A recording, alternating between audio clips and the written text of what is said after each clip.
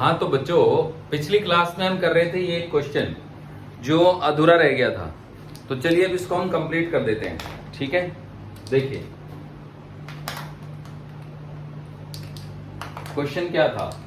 तो क्वेश्चन ये था कि 1 kg का ब्लॉक है और ये आपका एक बॉडी है जिसका मास तो पता नहीं है, moment of inertia 0.2 kg metre square है और इसकी रेडियस 20 सेंटीमीटर है और ये एक डिस्क की तरह से है। ठीक है, तो इसमें मैं पढ़ देता हूं। The descending pulley actually pulley shown in figure has a radius of 20 centimetre and moment of inertia 0.2 kg metre square. The fix pulley is light and horizontal plane is frictionless. Find the acceleration of the block of mass 1 kg। इसका acceleration निकालना है। तो देखो इसका acceleration हमने ये मान लिया, तो सबसे पहले हम इसका मास निकालेंगे। तो इसका मास जब हम निकालेंगे तो I is equal to 1/2 into M R square कर देंगे।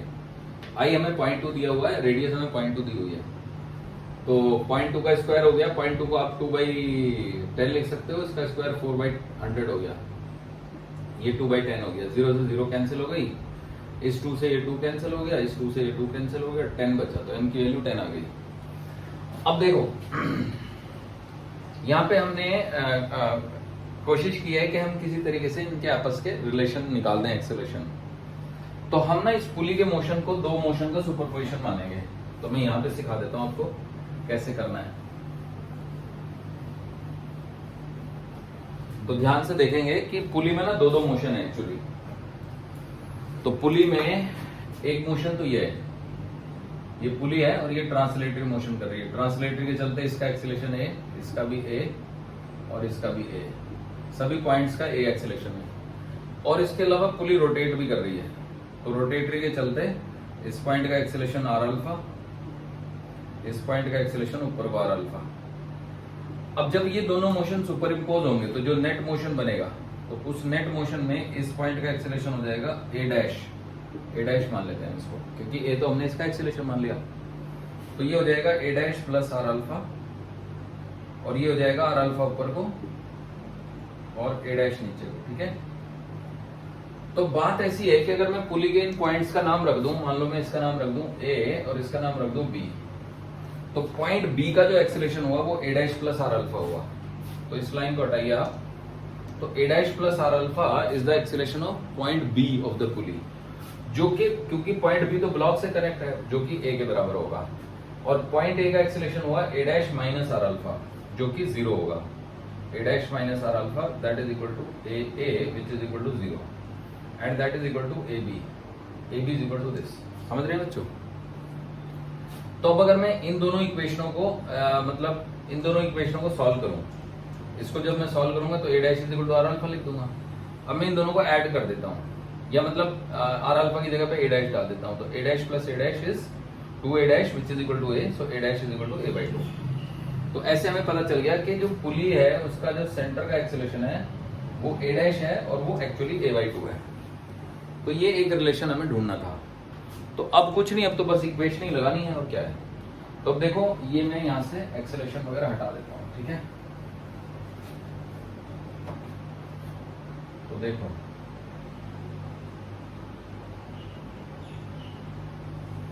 यहां पे टेंशन हमने टी डैश मानी थी, यहां पे टी मानी थी, यहाँ पे 10 g लगेगा और इसका एक्सेलरेशन A/2 हो गया। ठीक है ना बच्चों, A/2 is the acceleration of this. ठीक है, और इसके अलावा इसका एक एंगुलर एक्सेलरेशन दिया है अल्फा। तो अब सबसे पहले मैं लॉज ऑफ मोशन की इक्वेशन लिखूंगा। तो T is equal to 1 into A और फिर इसकी लिखूंगा 10 g minus T dash is equal to 10 into A/2। ये इक्वेशन नंबर 1 हो गई, ये इक्वेशन नंबर 2 हो गई। तो मैंने कहा था कभी कभी लॉज ऑफ मोशन की दो दो इक्वेशन भी आएंगी। अच्छा, ये हमारा लेक्चर नंबर 10 है।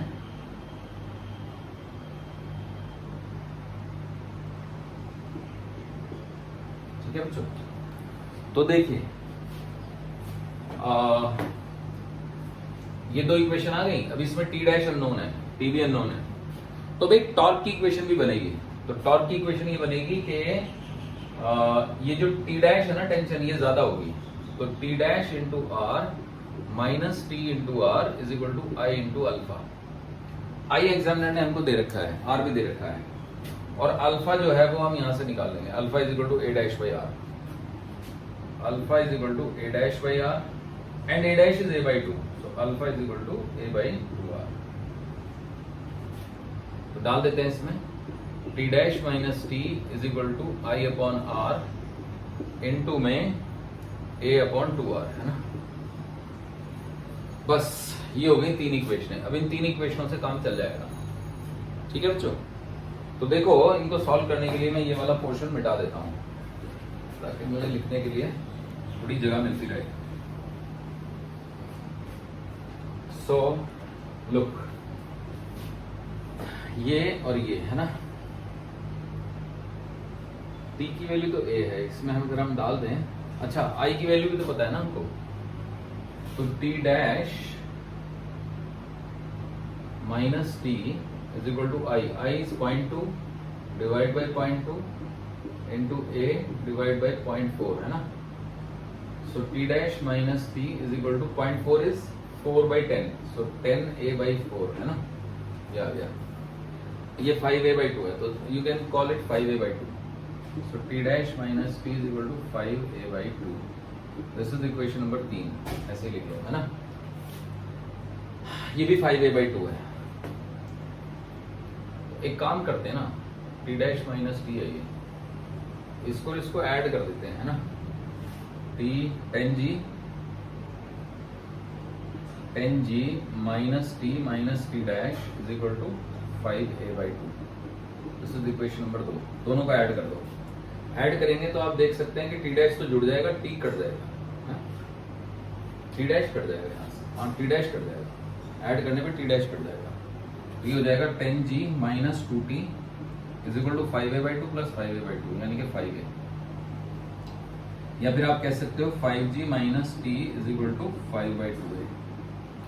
अब t की वैल्यू तो a है ना, वो यहां से डाल दी जाएगी। तो 5 g is equal to minus a is equal to 5 by 2 a, तो 5 g is equal to 7 by 2 a. So this gives me a is equal to 10 g by 7, है ना। तो यानी ब्लॉक का एक्सेलेरेशन 10 जी बाई 7 आ गया, जो कि g से भी ज्यादा आ गया। तो कोई बात नहीं, हम कुछ नहीं कर सकते, ऐसा हो सकता है, देयर इज नो प्रॉब्लम, क्योंकि ये 10 किलो की भी तो पुली है और ये 1 किलो का ब्लॉक है, समझे बच्चों। तो कोई दिक्कत नहीं है। अगर हमें पुली का एक्सेलेरेशन निकालना हो तो वो 5 जी बाई 7 आएगा। Acceleration of the pulley is 5 G by 7। और अगर हमें पुली का एंगुलर एक्सेलेरेशन निकालना हो तो हमें इसकी रेडियस से डिवाइड करना पड़ेगा। So alpha is equal to, देखो ए की वैल्यू 10 जी बाई 7 है, तो 10 जी बाई 7 या 5 जी बाई 7 ऐसे ही कर सकते हैं ना, ए डैश बाई आर, ये ए डैश ही तो है एक्चुअली। तो इसको 0.2 से डिवाइड करेंगे, तो किसी भी चीज को 0.2 से डिवाइड करने का मतलब होता है 5 से मल्टीप्लाई, तो वो आ जाएगा 25 जी बाई 7, है ना। अब यूनिट अलग होंगे, इसके यूनिट होंगे मीटर पर सेकेंड स्क्वायर, इसके यूनिट होंगे रेडियन पर सेकेंड स्क्वायर, है ना।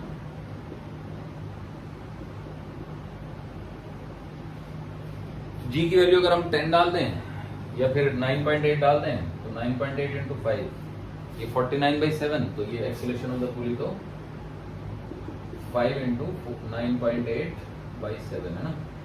तो 49 बाई 7 7 ही आ गई है ना, 7 मीटर पर सेकेंड स्क्वायर। अब 7 का 5 गुना ये 35 हो जाएगा, है ना, 25 इंटू जी, हाँ ये 35 हो जाएगा, ठीक है। Alpha is equal to 35 radian per second square, ऐसे आ जाएगा, ठीक है बच्चों। तो मुझे लगता है ये आपको समझ आ गया है।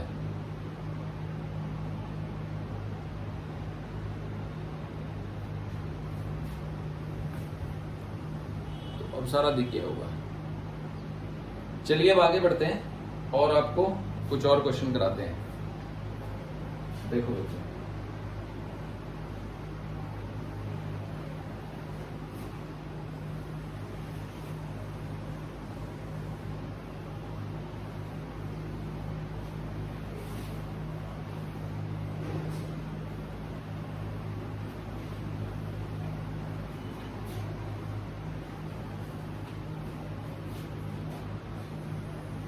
चलिए,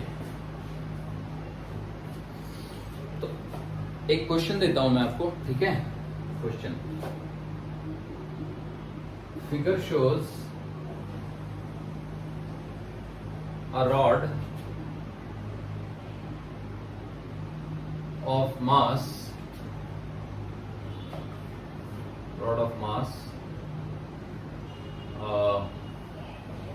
50 kg suspended from a thread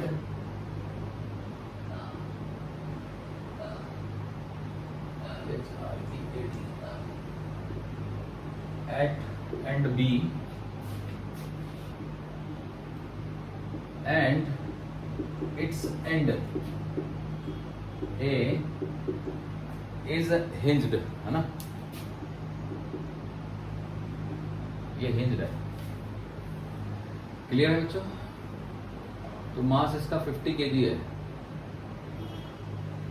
okay, 50 kg के बजाय 70 kg कर देते हैं। 70 kg है। तो अब देखिए, hinged है ना, the pulley shown in figure has moment of inertia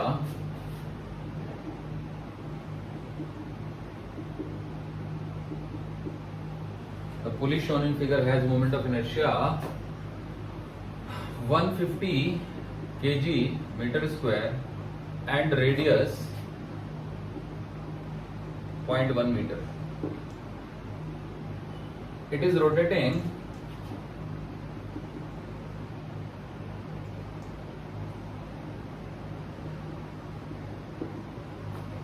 with angular velocity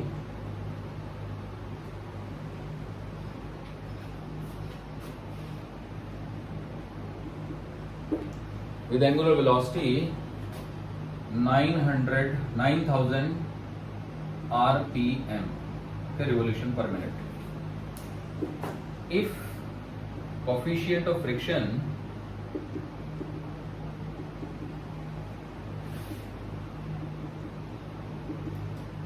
between the pulley, between the surface of pulley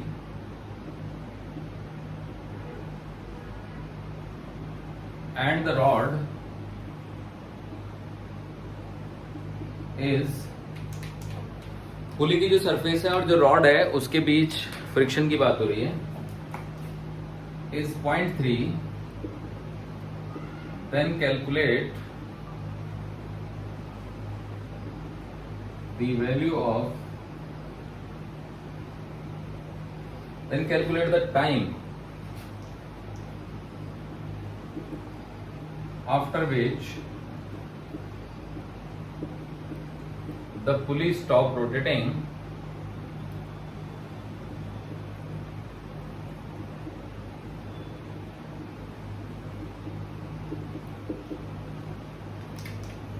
if the thread is cut.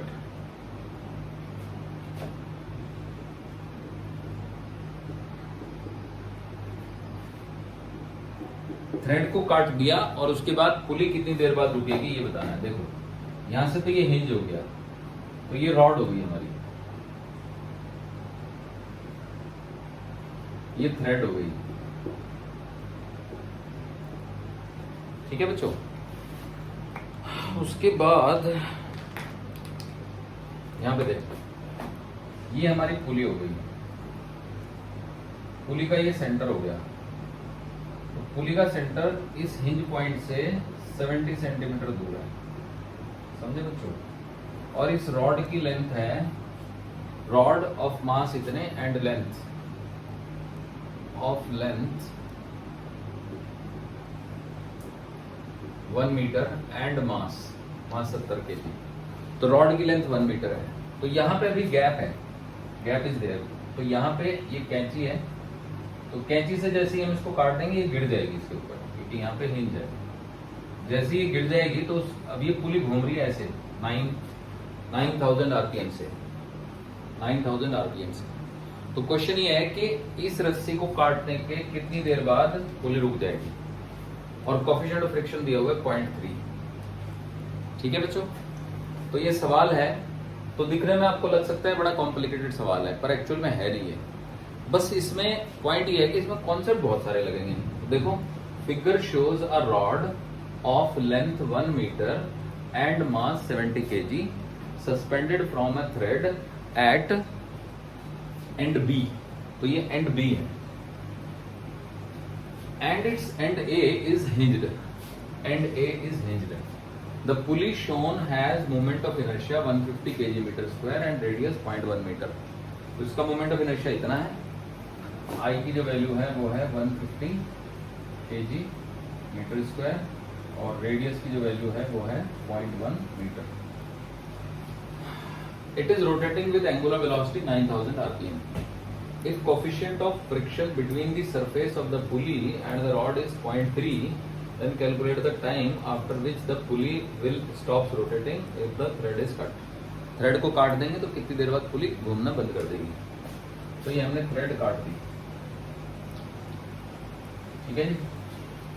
अब जैसी थ्रेड कटेगी ना तो ये रॉड थोड़ी नीचे आ जाएगी, तो रॉड इसको छू जाएगी, समझ गए बच्चों? थोड़ा सा रॉड नीचे आ गई और ये इसको छू गई।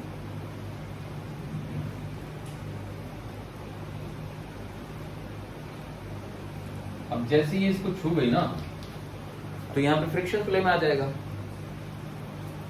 तो अब हमें ये देखना पड़ेगा कि यहां पे नॉर्मल रिएक्शन कितनी लग रही है। तो देखो,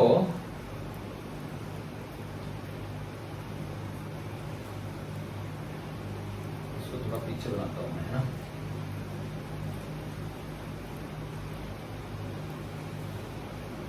ये एंड ए हुआ। अब क्या है ना कि ये 70 सेंटीमीटर है, 70 तो इसका सेंटर तो कहीं बीच में होगा ना बच्चों। तो बीच में जो है ना वो 50 G यानी वेट लगेगा रॉड का, ठीक। अब यहाँ हिंज पे ना दो तरह के फोर्सेस प्ले में आएंगे, एक तो वर्टिकल, इसको हम आर वर्टिकल बोल सकते हैं, एक हॉरिजॉन्टल, आर हॉरिजॉन्टल, समझे। अब ये आर हॉरिजॉन्टल क्यों आया ये मैं समझाता हूँ आपको। देखो, जब ये ऐसे घूम रहा है तो रगड़ लग रही है ना इस पे ऐसे, तो यहाँ पे फ्रिक्शन जो है वो इस दिशा में लगेगा, है ना। फ्रिक्शन इस पुली पे इस दिशा में लगेगा, तो अगर पुली पे इस दिशा में लगेगा तो रॉड पे आगे को लगेगा फ्रिक्शन, समझ गए। तो ये जो घूमती हुई पुली है ये रॉड को आगे फेंकना चाहती है, तो यहाँ पे एक रिएक्शन डेवलप होगी ना जो उसको आगे भागने से रोकेगी। तो ये आरबी है और ये आर ए है, आर एच है, पॉइंट का नाम है ये ए, ठीक है बच्चों। तो अब देखो, यहां पे एक नॉर्मल रिएक्शन पैदा हुआ, रस्सी टूट चुकी है। पॉइंट ए के अबाउट नेट टॉर्क 0 लेंगे हम। Net torque about the point A should be 0। अब आप कहेंगे कि क्यों होना चाहिए 0? क्योंकि रॉड तो दाएं बाएं कहीं जा नहीं रही है। जब कोई चीज ना दाएं जाती है ना बाएं जाती है तो उसके अबाउट नेट टॉर्क 0 ही होता है। मतलब उस पर किसी भी पॉइंट के अबाउट टॉर्क लगा लो 0 होगा। हमने जानबूझ के ये पॉइंट को सिलेक्ट किया क्योंकि ये पे दो फोर्सेस डेवलप हो रहे हैं, एक आरबी और एक आरएच। तो जब मैं ये पॉइंट सेलेक्ट करूंगा तो देखो इसका ये तो 50 सेंटीमीटर हो गया ना बच्चों, क्योंकि रॉड की लंबाई 1 मीटर दी हुई है और यूनिफॉर्म रॉड है, यूनिफॉर्म रॉड है ना। तो अब देखो 50G इंटू में 0.5 इज इक्वल टू, नहीं ये तो 70 है ना, इसका तो मास मैंने 70 कर दिया था बाद में। 70G into 0.5 is equal to N into 0.7। अभी जानबूझ के 70 किया था ना, 7 से 7 कट जाएगा। तो देखो 0.5 से मल्टीप्लाई करेंगे तो ये 35G हो गया। 35G is equal to N into 0.7। 0.7 से मल्टीप्लाई करेंगे तो 350G, ठीक है। मतलब 7 से डिवाइड करेंगे 5, तो 50G आ गया इनकी वैल्यू। 50G को आप बोल सकते हैं 500 न्यूटन। समझ में आ गया? तो आई होप आप समझ गए होंगे कि यहां से n की वैल्यू आ गई है 500 न्यूटन। अब n निकलने के बाद हम फ्रिक्शन निकाल सकते हैं। तो देखो जरा, मैं हटा देता हूं इसको।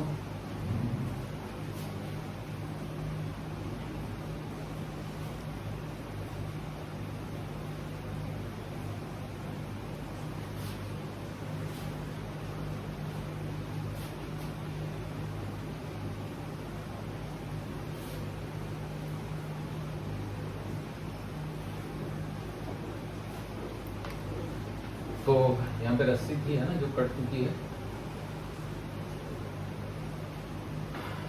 तो अब मैं कह रहा हूं कि यहाँ पे फ्रिक्शन जो लगेगा ना वो म्यू से डिसाइड होगा। तो F इज इक्वल टू आ जाएगा म्यू इंटू एन। म्यू था हमारा 0.3, इंटू में 50 जी। तो 0.3 इंटू में 50 जी, तो ये आ गया 150 न्यूटन है ना। जी को अगर मैं 10 ले लूँ तो मतलब 15 जी आ गया एक तरीके से। That can be written as 150 Newton. समझ आया बच्चों? अब क्या बचा? अब हमें फ्रिक्शन अगर मिल गया तो अब हम इसका टॉर्क निकालेंगे पुली पे। अब पुली का ओमेगा आपको दे रखा है 9000 आरपीएम है ना। तो जब भी आपको आरपीएम दिया जाएगा ना, आरपीएम का फुल फॉर्म है रिवोल्यूशन पर मिनट। तो ये ओमेगा है भी नहीं एक्चुअली, ये फ्रीक्वेंसी है। इसको आप आरपीएस में कन्वर्ट करेंगे तो 9000 इंटू डिवाइड बाई 60, ये हो गया आरपीएस। 0 से 0 कैंसिल, 150 आरपीएस।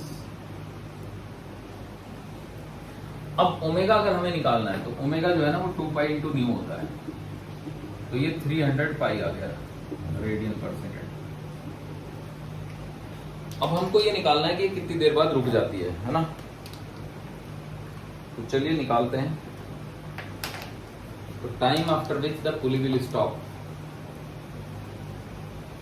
ये ओमेगा मिल गया हमको। ये फ्रिक्शन फोर्स है जो एक टॉर्क जनरेट करेगा। तो टॉर्क ड्यू टू फ्रिक्शन, तो फ्रिक्शन के कारण जो टॉर्क डेवलप हुआ वो हुआ 150 इंटू 0.1। 150 इंटू 0.1 तो बेसिकली 15 kg न्यूटन मीटर, इतना टॉर्क डेवलप हुआ बच्चों। अब टॉर्क के बाद अब हम निकालेंगे एक तरीके से एंगुलर एक्सीलरेशन, मतलब एंगुलर रिटार्डेशन।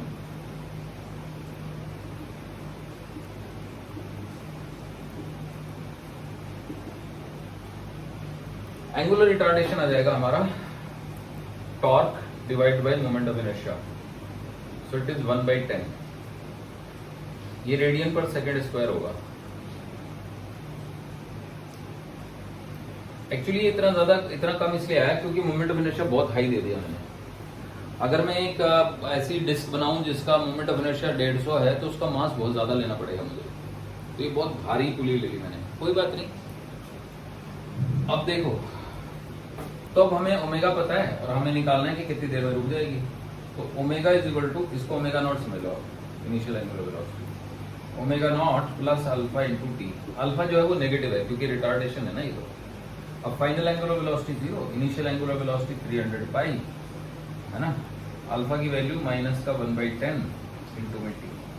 तो यहाँ से टी की वैल्यू आ जाती है आपका 3000 पाई सेकेंड्स है ना।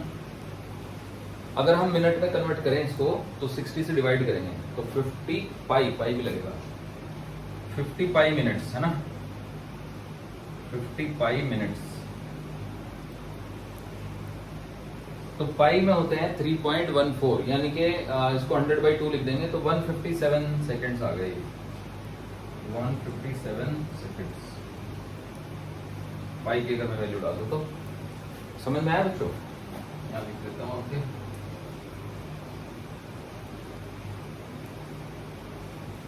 157 मिनट्स। तो ये 2 घंटे 27 मिनट हो गए, 37 मिनट हो गए। 2 hour 37 minute, 2 hour and 37 minutes. इतनी देर में रुकेगी। और उसकी वजह यह है कि हमने पुली का जो है ना मोमेंट ऑफ इनर्शिया बहुत ही ज्यादा ले लिया, बहुत ही ज्यादा। चलो अब कोई बात नहीं। अगर हमें पुली का मास निकालना है, देखो मास निकालना है तो कैसे निकालेंगे। I is equal to 1/2 mr square है ना।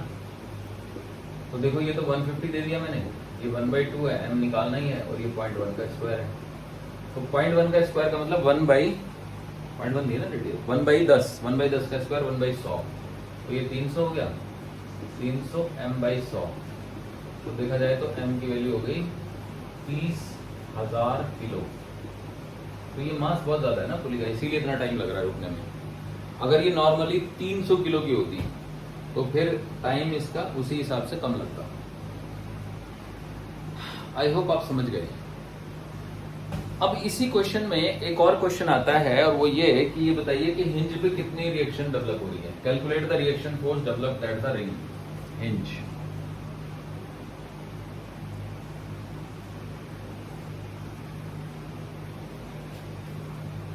क्वेश्चन आया, also calculate the reaction force developed at the hinge, है ना। when pulley is rotating,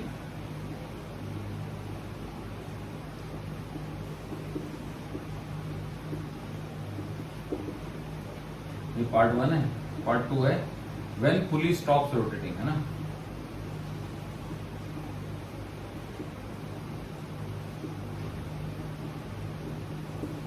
जब पुली घूमना बंद कर देगी तब कितनी रिएक्शन डेवलप होगी, और जब पुली घूम रही है तब कितनी रिएक्शन डेवलप होगी, है ना। तो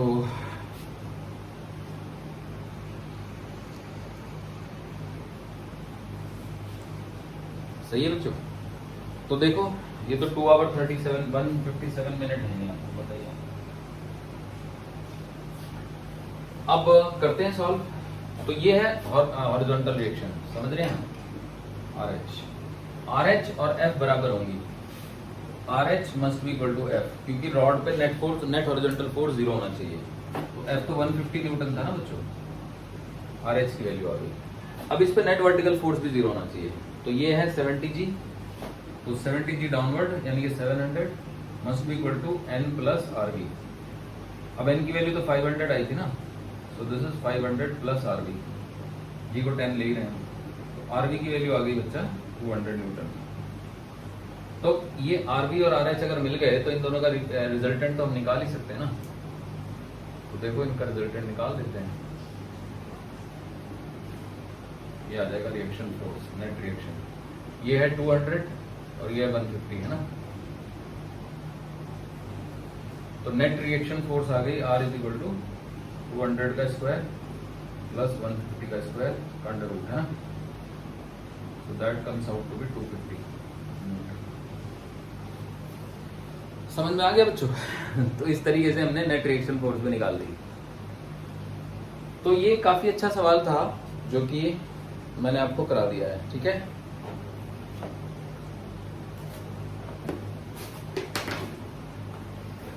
तो चलिए आगे बढ़ेंगे और रोटेशन के ही कुछ और क्वेश्चंस करेंगे।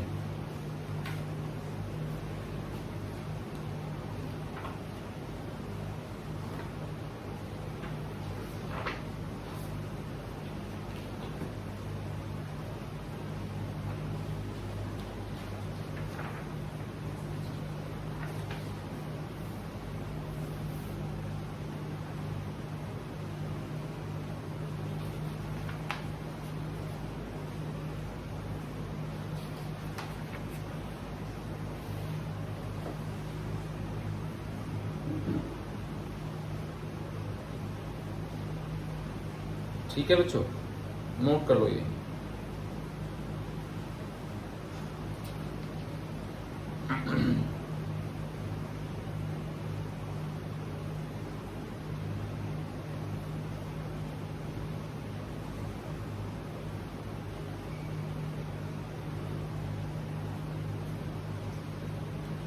देखिए एक क्वेश्चन मैं देता हूं आपको, ठीक है, करते हैं उसको।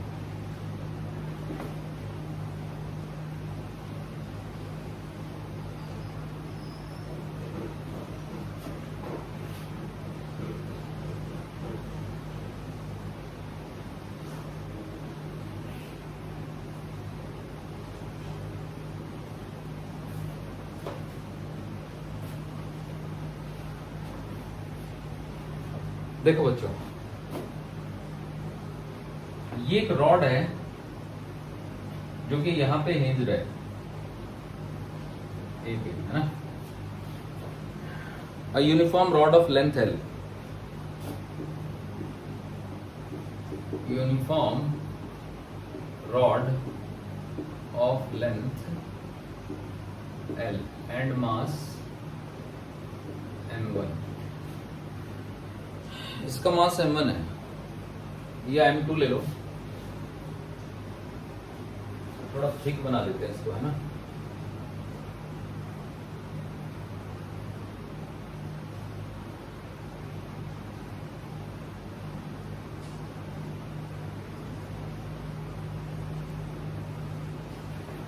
इसके साथ कनेक्ट क्या है, इसके साथ कनेक्ट है एक डिस्क जिसका मास m1 है और radius, this is a disc of mass m1 and radius r,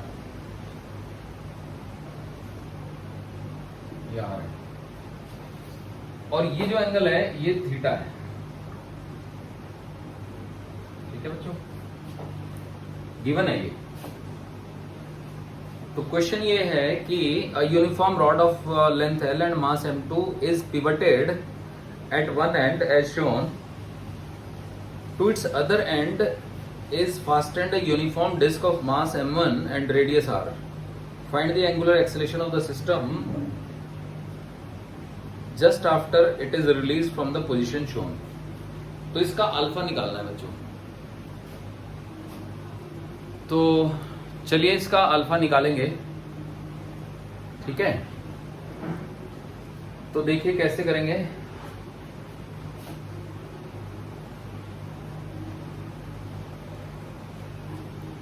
तो बच्चों यहां पे एक फोर्स एक्ट करेगा जिसका वैल्यू है m1g, और यहां पे एक फोर्स एक्ट करेगा जिसकी वैल्यू है m2g, ठीक है। तो ये जो m2g है ये इस रॉड के सेंटर पे एक्ट करेगा, तो सेंटर थोड़ा और नीचे बना देता हूं मैं, है ना।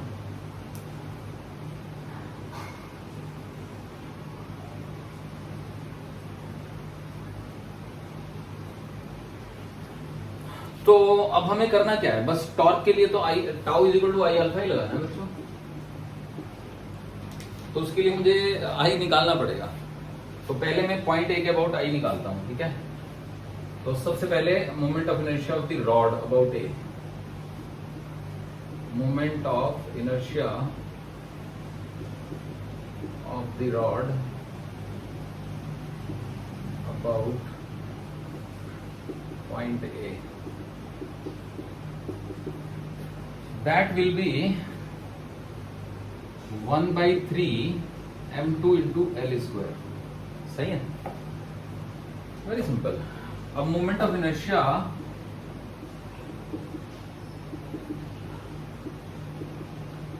Of the disc about point A, point A के अबाउट डिस्क का मोमेंट ऑफ इनर्शिया, तो ये हो जाएगा 1/2 m इंटू में r स्क्वायर। ये तो डिस्क का मोमेंट ऑफ इनर्शिया उसकी अपनी सेंटर ऑफ मास के अबाउट हो गया।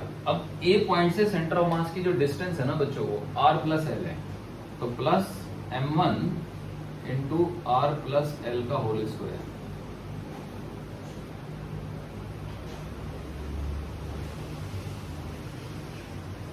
m1 into r plus l का होल स्क्वायर। तो moment of inertia of the disc about point A is this. Total moment of inertia निकाल लेते हैं।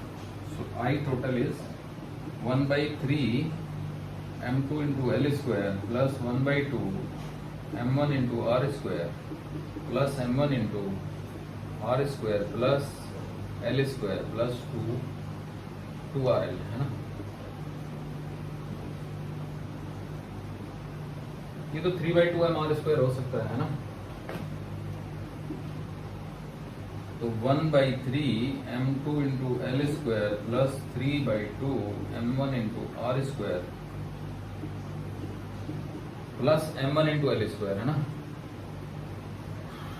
m1 into L square plus 2m1r_l। ये आ गया बच्चों। और थोड़ा सिंप्लीफाई करूंगा तो यहाँ पे ऐसे कर सकता हूँ। तो this is m1 plus m2/3 into l square plus 3/2 m1 into r square plus 2m1r_l। इससे ज़्यादा छोटा नहीं हो सकता ये आई। अब टॉर्क देखिए कितना लगेगा। तो ये डिस्टेंस तो l/2 हो गई यहां से यहां तक की। अगर मैं यहां से परपेंडिकुलर डिस्टेंस लेना चाहूं, है ना, तो ये हो जाएगी l/2 साइन थीटा, और इसकी परपेंडिकुलर डिस्टेंस हो जाएगी आपकी ये वाली, है ना, this is l plus r sine theta, है ना। तो आप देख सकते हो कि टॉर्क का क्या एक्सप्रेशन बनेगा। तो टॉर्क का एक्सप्रेशन बनेगा m2g इंटू में l/2 sine theta plus m1g into में l plus r sine theta. उसको आई अल्फा लिख देंगे बस। तो अल्फा लिखना है तो इसको आई को नीचे ले जाएंगे, तो अल्फा की वैल्यू आ गई आपकी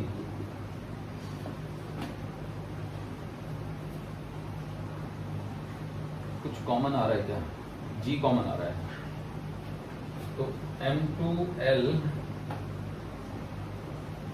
m2l/2 plus m1l plus m1r, है ना, into g sign theta divided by moment of inertia. Moment of inertia है आपका m1 plus m2/3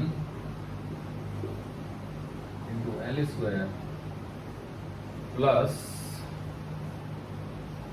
3/2 into m1 into r square plus 2m1 into r into l। बच्चों question में तो कुछ है ही नहीं एक्चुअली देखा जाए तो, बस यही है कि आप तरीका सही लगाते हैं या नहीं लगाते हैं। ठीक है, तो question is simple, the only thing is तरीका आप सही लगा रहे हैं कि नहीं लगा रहे हैं।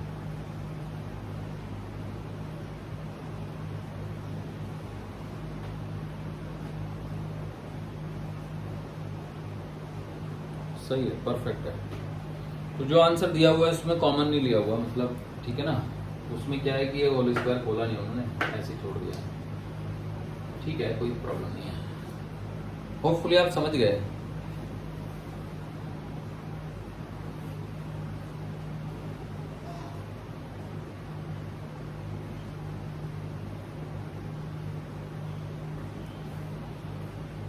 देखिए और क्वेश्चन करते हैं इसी का।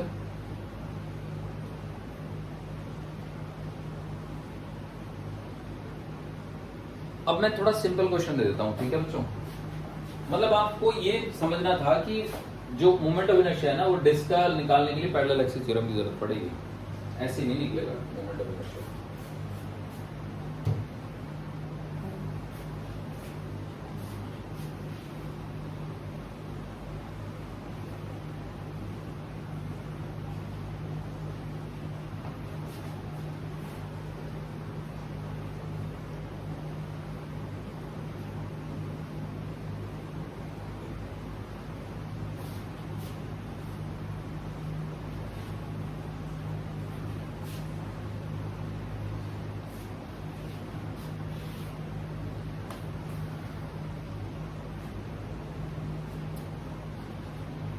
देखो एक क्वेश्चन दिया हुआ है,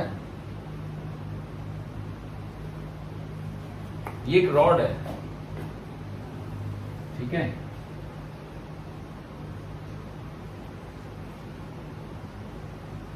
यहां से ये हिंज है, ठीक है बच्चों। तो इस हिंज रॉड को इस हॉरिजॉन्टल पोजीशन से रिलीज कर दिया। उसके बाद जब रॉड ने 45 का एंगल बनाया,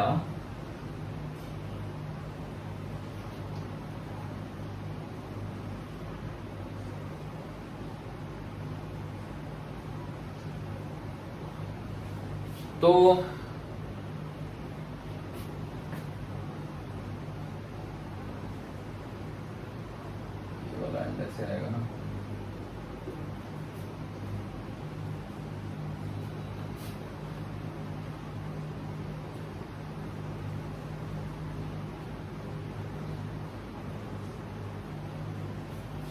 तो when the rod makes an angle of 45 degree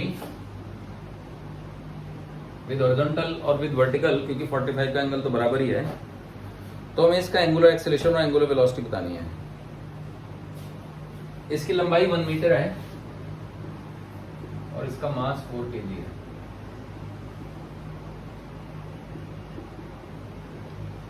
तो क्वेश्चन मैं लिख रहा हूं, a uniform rod of length 1 meter and mass 4 kg is held horizontal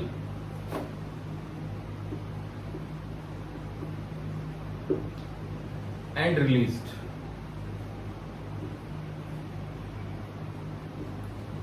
Find angular acceleration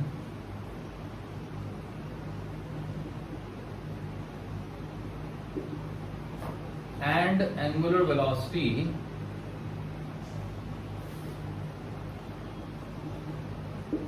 of the rod when it makes an angle of 45 degree with horizontal. अब 45 degree ऐसा angle है जो horizontal से बने या वर्टिकल से बने, फर्क ही नहीं पड़ता। समझे बच्चों? तो मैं एक काम करता हूं, मैं थीटा की टर्म में सॉल्व कर देता हूं, बाद में थीटा को 45 डाल दूंगा, है ना। तो देखो ये इसका सेंटर ऑफ मास था, सेंटर ऑफ मास भी घूमते घूमते यहां आ गया होगा ना। तो सेंटर ऑफ मास कितना नीचे आया, कितना नीचे आया बच्चों? So this length is L/2 and this length is L/2 into में cos sin 45 degree sin theta। Centre of मास नीचे इतना आ गया। अब पहले हम एंगुलर एक्सेलरेशन ही निकाल देते हैं। तो देखो एंगुलर एक्सेलरेशन निकालने के लिए mg लग रहा होगा, ये डिस्टेंस है एक्चुअली L/2 into में cos थीटा। तो देखो mg का टॉर्क ले लेंगे, mg का टॉर्क हुआ mg इंटू में L/2 इंटू में cos थीटा, जिसको हम I अल्फा डाल देंगे। जब भी टॉर्क निकालना हो तो आपको I अल्फा तो लगाना ही पड़ेगा, tau is equal to I alpha.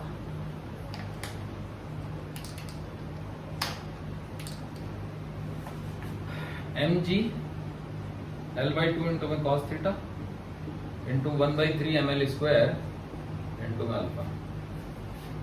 m से m काट देंगे, एक L से एक L कट जाएगा, अल्फा की वैल्यू आ जाएगी 3g cos theta by 2L। Values डाल देते हैं, तो 3 into G, G is 10, cos theta is 1/√2, 2 into में L, L इज 1, 2 से कट गया, 5 आ गया, 5 15/√2 आ गया बच्चों, रेडियन पर सेकेंड स्क्वायर। सही है, ये तो तब है जब आप थीटा की वैल्यू डाल देते हैं। अब आपको निकालना है ओमेगा, तो ये टॉर्क की इक्वेशन से ओमेगा नहीं निकालना है, मतलब निकल जाएगा, इससे इंटीग्रेट करना पड़ेगा। अल्फा को इंटीग्रेट करेंगे, टाइम निकालेंगे, घूमने कितना लगा, बहुत ही मतलब बेकार मेथड है वो, क्योंकि अल्फा खुद वेरिएबल है, समझ रहे हैं ना, alpha is a function of theta. तो इसलिए इसका तो यूज कभी नहीं करेंगे, एनर्जी का यूज करेंगे ओमेगा निकालने के लिए, क्योंकि एनर्जी बनी है एंगुलर वेलोसिटीज और वेलोसिटीज निकालने के लिए, एनर्जी का कॉन्सेप्ट होता है इसलिए।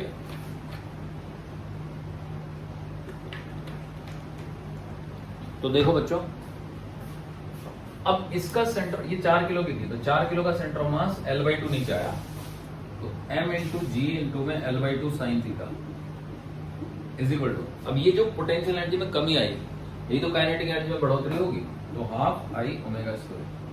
ध्यान से देखो, torque is equal to I alpha, work done by gravity is equal to change in kinetic energy. तो बहुत ही आसान होता है, बस थोड़ा भी समझोगे तो समझ जाओगे सारा कुछ। 2 से 2 ही काट दो, चलो लग गया, तो mg L इंटू में sine theta is equal to 1/3 ml square omega square, m से एम काट दो, एल से एल काट दो, तो g sine theta 3g sine theta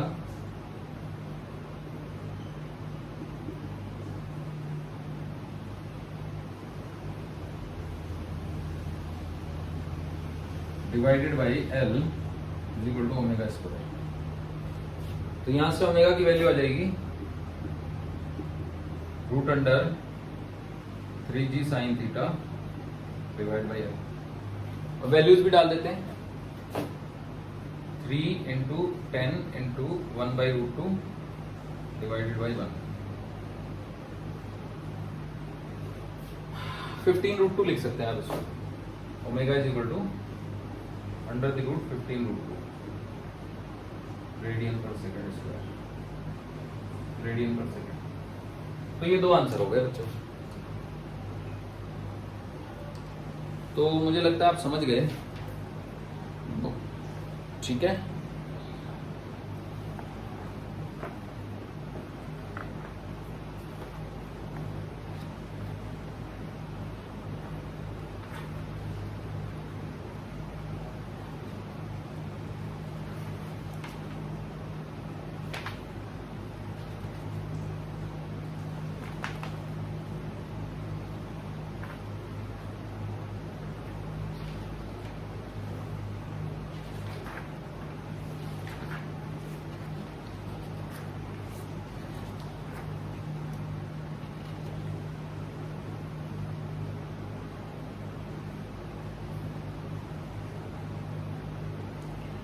answer जो है इन्होंने इसी रूप में दे रखा है।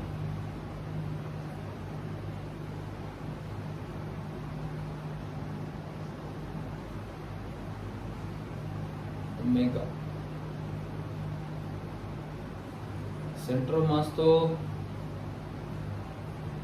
कितना नीचे आया,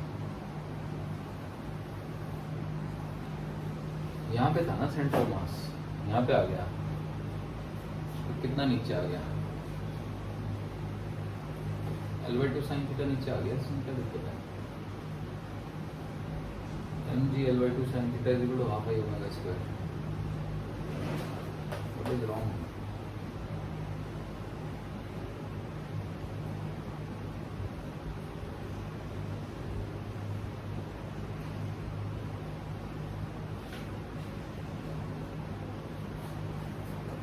दोबारा देख लेते हैं।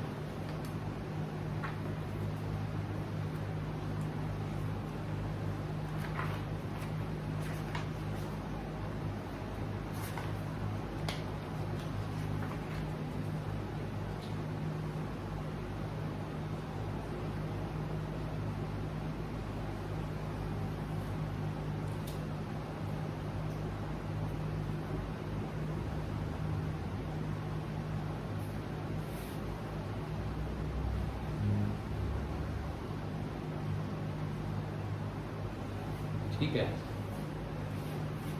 तो बेसिकली सेंटर ऑफ मास पहले इस लेवल पे था, अब सेंटर ऑफ मास इस लेवल पे है, तो कितना नीचे आया, तो L/2 साइन थीटा नीचे आया। इसमें क्या दिक्कत हो गई?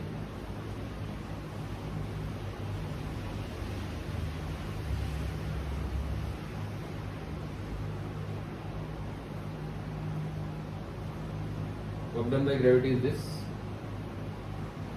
is equal to change in kinetic energy.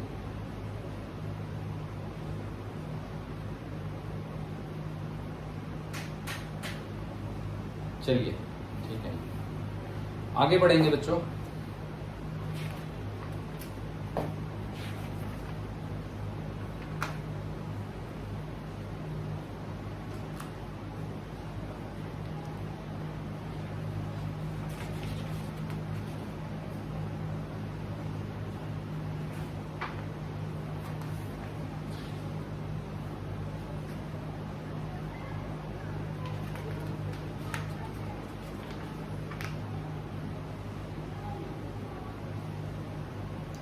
देखिए अगला सवाल करते हैं।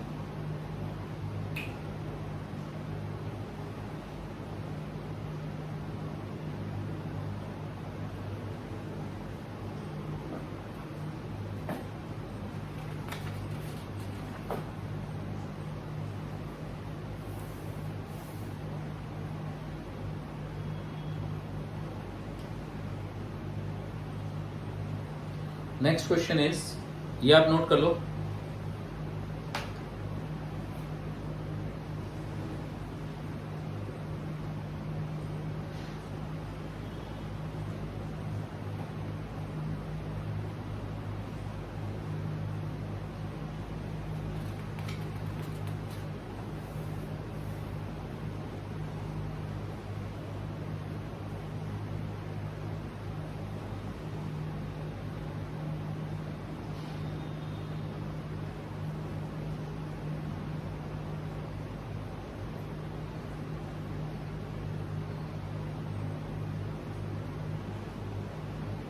देखो एक क्वेश्चन और देते हैं।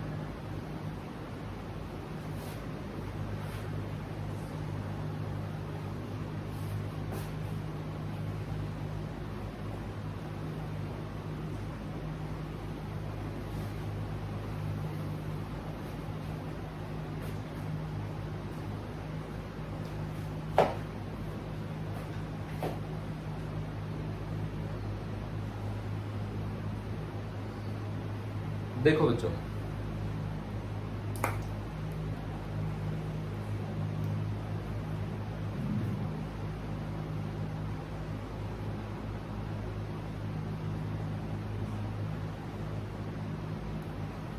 क्वेश्चन ये है कि ये हमारे पास एक स्फेरिकल शेल है,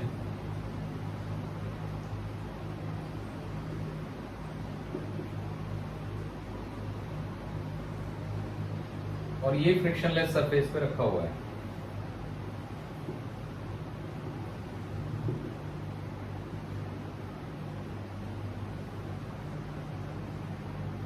फ्रिक्शनलेस सरफेस, तो देखो मैं पढ़ देता हूं। A rod of length 2 metre is kept vertical inside a smooth spherical shell of radius 2 metre.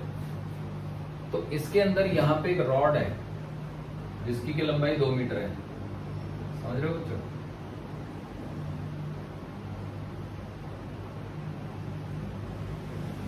This is a rod of length 2 metre.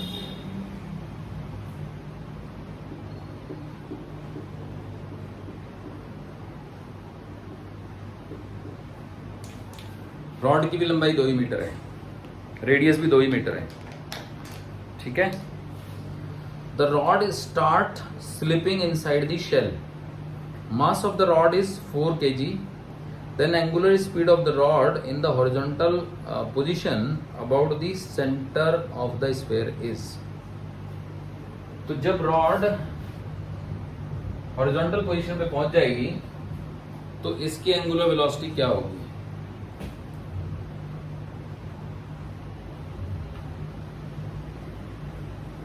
ठीक है बच्चों,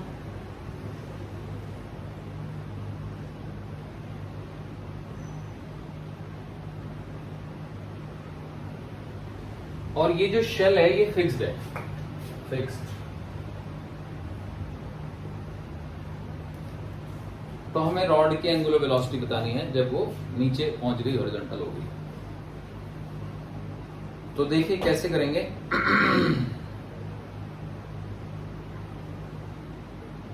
Then the angular speed of the rod in the horizontal position about the center of the sphere is।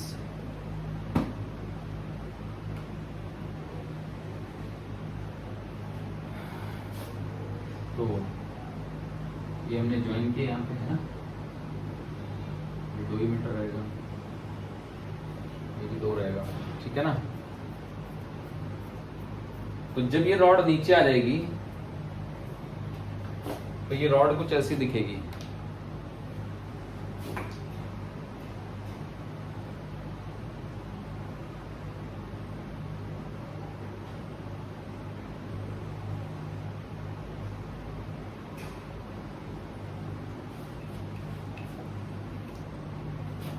और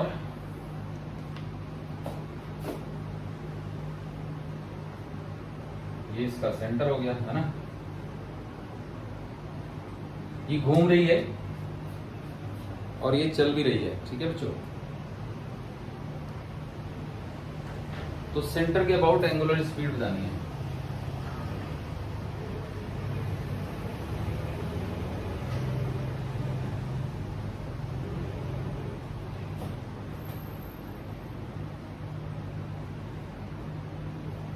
तो centre के about angular speed का मतलब क्या है? सेंटर के अबाउट एंगुलर स्पीड का मतलब है कि अगर मैं यहाँ पे इसकी वेलोसिटी निकाल दूं v और उसको इस डिस्टेंस से डिवाइड कर दूं तो सेंटर के अबाउट एंगुलर स्पीड आ जाएगी। समझे ना बच्चों? ये है मतलब।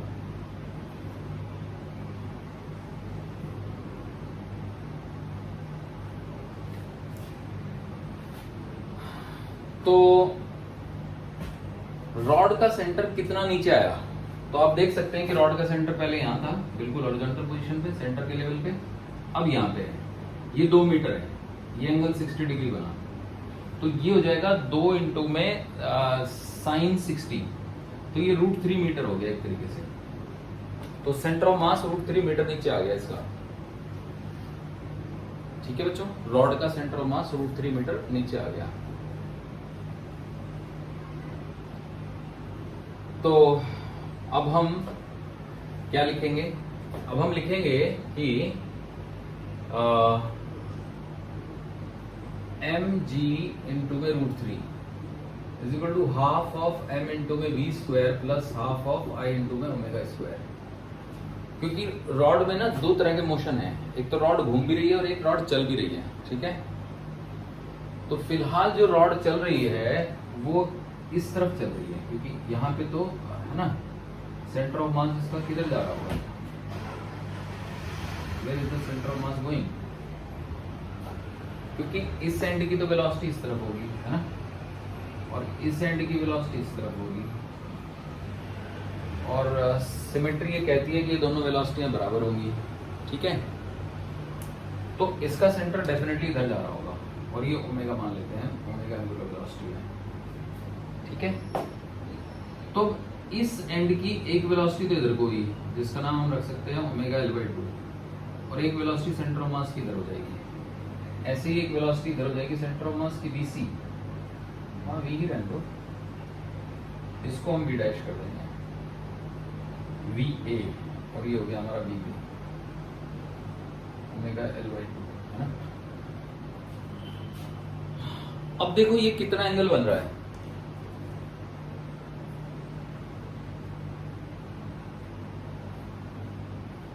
ये एंगल तो 30 डिग्री बना, है ना बच्चों।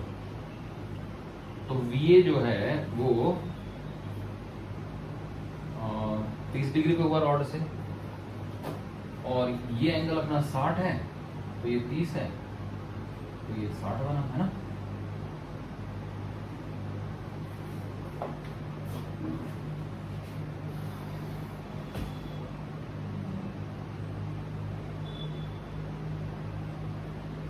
बना, तो इसका मतलब सेंटर ऑफ मास की जो वेलोसिटी है वो हॉरिजॉन्टल डायरेक्शन में नहीं है, क्योंकि एक एंगल बन रहा है 60, एक एंगल बन रहा है कुछ और।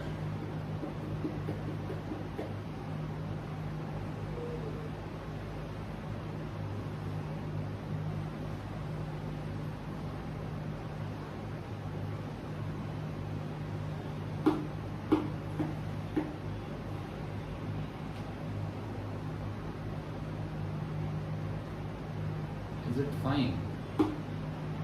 30 का एंगल बनेगा क्या?